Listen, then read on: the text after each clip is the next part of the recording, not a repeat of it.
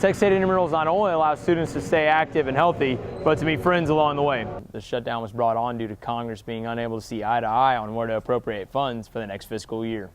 The festival celebrates the experiences and culture of the southwest region of Texas. Not since 1995 has the government been shut down as a result of political squabbling.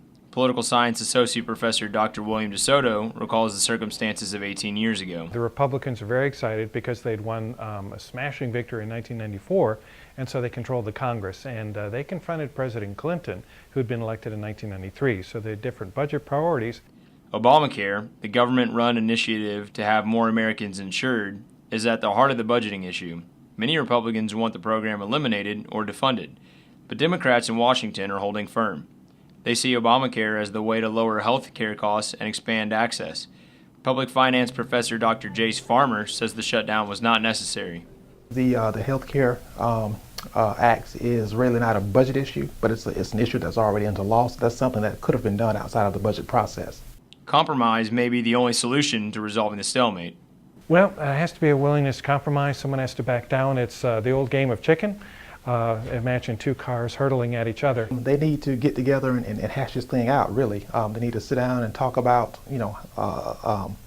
compromises. According to Yahoo News, if Congress doesn't reach an agreement by October 17th, the United States could default on its debts. For Bobcat Update, I'm Zachary Covey. For the first 2 weeks of school, students without parking permits were allowed to park in the commuter parking lots without receiving a ticket. Now, any student wanting to park anywhere on campus must have a parking permit. These permits can be bought in the Parking Services building, where there are also many pamphlets explaining rules and regulations of campus parking. To save time, the permits may also be purchased online. Some students, such as marketing major Haley Edwards, feel that having a parking permit is extremely helpful. I feel like having a permanent parking pass is beneficial for me because it allows me to go to the rec whenever I want to. The Parking Services Division has begun handing out tickets to drivers who illegally park. Freshman Tyler Agnello says students should be held accountable if they haven't already bought their permits by now. They did allow us enough time. We had started school in August, and 3 weeks is a pretty long time for you to get a parking pass. Contact Parking Services if you have any questions or concerns about parking on campus. For Bobcat Update, I'm Zachary Covey. The Bobcats football team has now won 2 in a row after an exciting homecoming victory Saturday night. Texas State's defense held the South Alabama Jaguars to only 3 points in the first half. The fourth quarter was a shootout, with the Bobcats pulling off a last-second score that won the game. Kicker Jason Dan booted a 42-yard field goal with only 4 seconds left.